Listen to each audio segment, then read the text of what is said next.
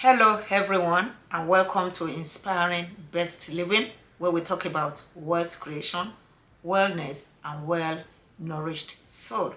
My name is Remi Wesley Ogude, your regular host.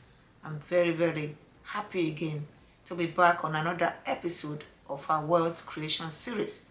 And today's topic is exit your financial comfort zone. Comfort zone is a place or situation where all of us feel safe and comfortable to be without wanting to try harder or work harder to achieve greater things.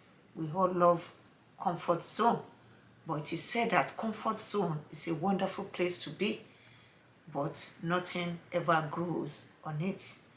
Yes, and a lot of people settle down on their comfort zone because they have done a lot and they feel that, oh, this is the time for me to relax, which is great.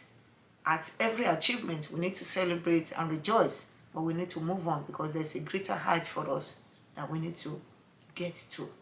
And when I'm talking about comfort zone in this episode, I'm actually talking about our financial comfort zone. And for a lot of people, the financial comfort zone is the 9 to 5 job. That is a financial comfort zone where most people have settled. They have taken time to go to school and it takes a lot of effort sometimes to get a good job. They get a good job, they just settle there. No more, no less. They just want to cope at that stage. A 9 to 5 job is good, job security is good. It's a good financial comfort zone for some people who think that's where to be.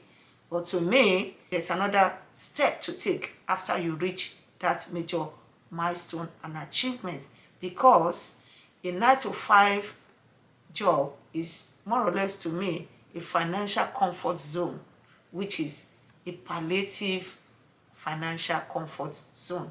You just are able to survive, pay your bills out of your hand income. You will be fortunate if you're able to even save, because cost of living is increasing.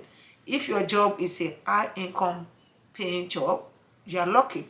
But at the same time, you should not limit yourself because there's a better world outside of this, even with a large sum of income.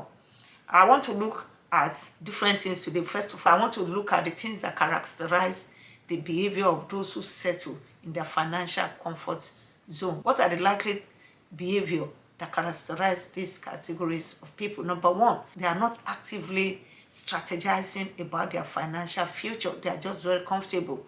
Their pay is okay, they're able to meet their expenses, and that's it. Number two, all they do is to go to work, hand money, pay their bills. They can hardly save, and if they're able to save, maybe not take another step of investing, and they are just stuck there in saving little and earning little. Number three is that they outsource their financial future to their employer.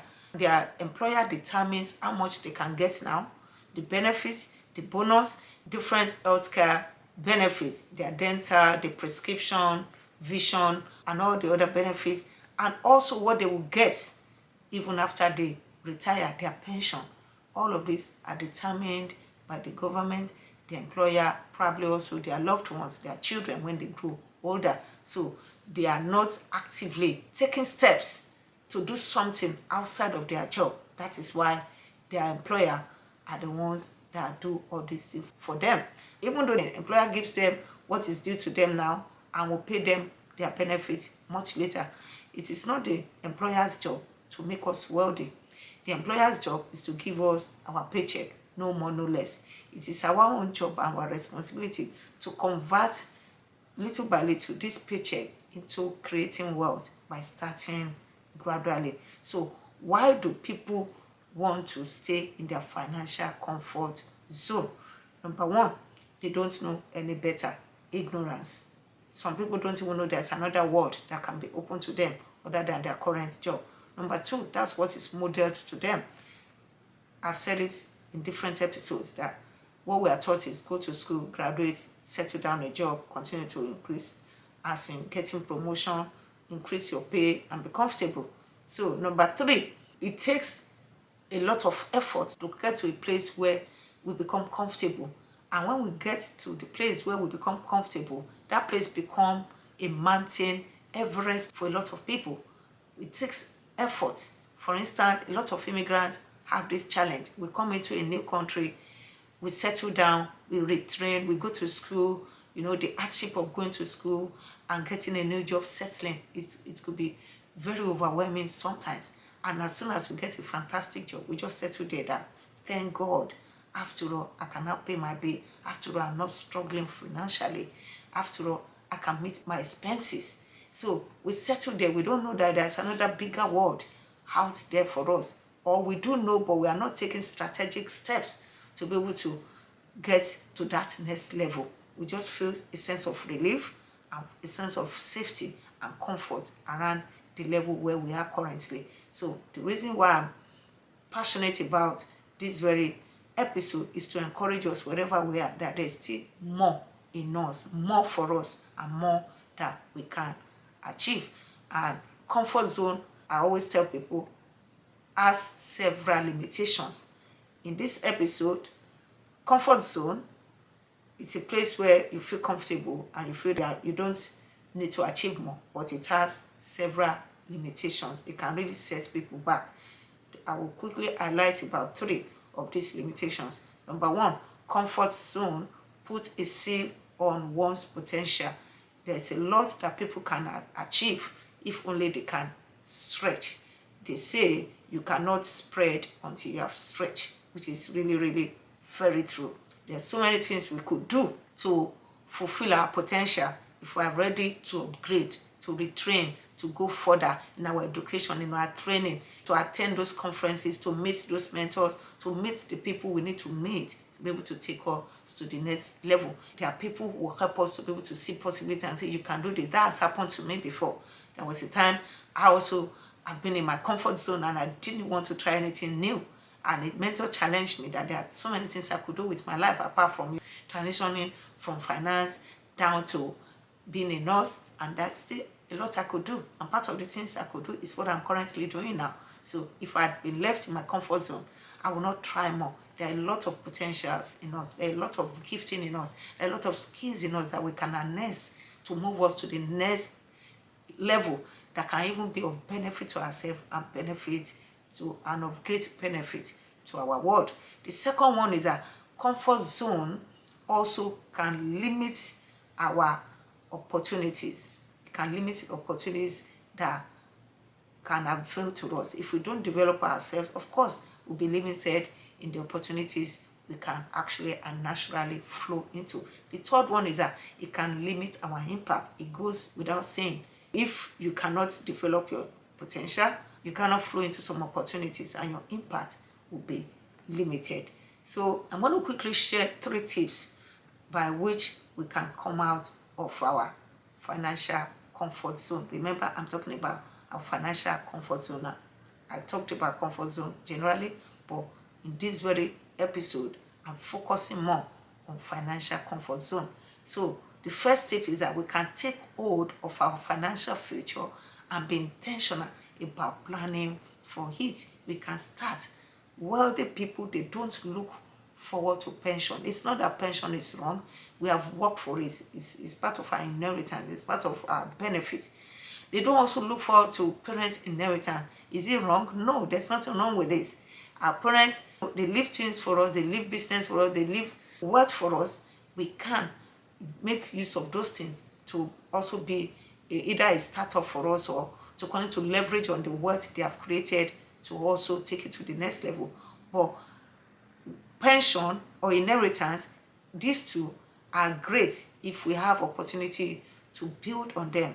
They should just be things that are icing on the cake for us. We should go ahead and plan and take charge of our financial future by planning, by looking at different asset classes that we can invest in even while we are on that job. We should not wait and rely on pension.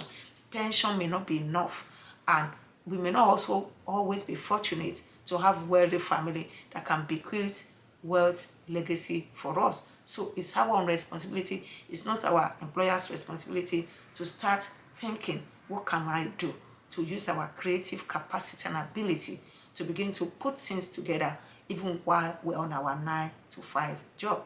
The second one I want to quickly talk about is planning to exit from E quadrant to investment and business quadrant. Yes, I mentioned just now 4 classes of assets that can generate wealth for us. We have commodity, we have business, we have real estate, and we have portfolio assets, which is paper assets, stocks. There are so many opportunities there that we can begin to think about and begin to plan. As we start small, we can scale up our game until we are able to generate enough passive income sufficient for us to have financial freedom. And that plan has to start right away when we already are gainfully employed. The reason is because, number one, when we are there as an employee in E quadrant, we are the asset. If we are not at work, we cannot get money. But when we are in B or I quadrant, business or investment quadrant, our assets are working for us. The stocks are working for you, give you money. Your real estate business is working for you. Commodity business is working for you. The things, assets you have put in place are working for you. So begin to plan on how you can move from E quadrant, which is employee quadrant, to business or investment quadrant. The third one, which is the last one I will quickly talk about, is get financial literacy through mentors, through financial networks, conferences, podcasts of those who have been successful as investors, as business people that you are really interested in. Begin to listen to them. How do they start? What success stories will be inspiring to you? What can you learn from it? How can you learn from their mistake? Because the earlier you learn from their mistake, the better it is for you. You can't learn all the mistakes all by yourself. So as you learn from them, you can also take it to the next level by getting one that can handhold you. It's a lot easier to thrive on your wealth creation journey by having a mentor. My husband and I, we had to do this, and it has been very, very helpful. I share this a lot in some of my episodes, because coming into investment world without knowing what to do is like dabbling into it. It's like gambling, and it could be risky if somebody does that without having enough financial literacy you need to have before you embark on the journey. It's like you wanting to drive without learning how to drive. Nobody is born with the skill of driving. We all learn it when we came into this world. It's the same with investment, business. We need to go through the journey of financial literacy by learning, and there are ample opportunities for us to learn.